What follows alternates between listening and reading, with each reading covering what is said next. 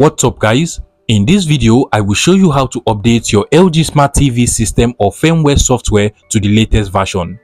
Now to do this, you want to head over to the settings of your LG Smart TV. You can simply go ahead and press on the settings icon on your remote control, or alternatively, you can just scroll over to the top. So just scroll over to this settings icon at the top over here, click on it.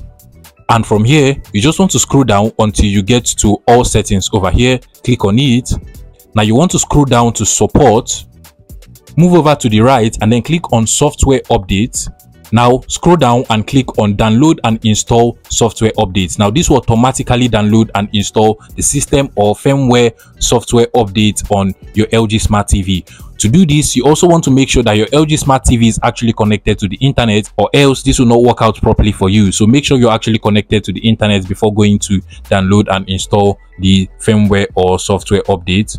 Also, you want to come over to the top and make sure you turn on automatic updates, so that whenever there is actually any system or firmware software that is available for updates on your LG Smart TV, your TV will automatically update itself once there is actually an internet connection, without necessarily having to notify you on that. Now, once the system or firmware software is done updating, you're going to see this message over here requiring you to restart your LG Smart TV before the updated software will be applied to your LG Smart TV. So what you want to do basically is to go ahead and restart your LG Smart TV. So to restart your LG Smart TV, what you can do is to just go ahead and turn off the TV and then turn it on again.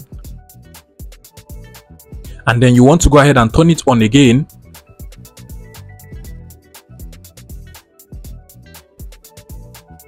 And as you can see, the system software of our LG Smart TV has been updated. So if I come over to the home, all of the new fixes and new features of the new LG system software has been applied to my LG Smart TV over here.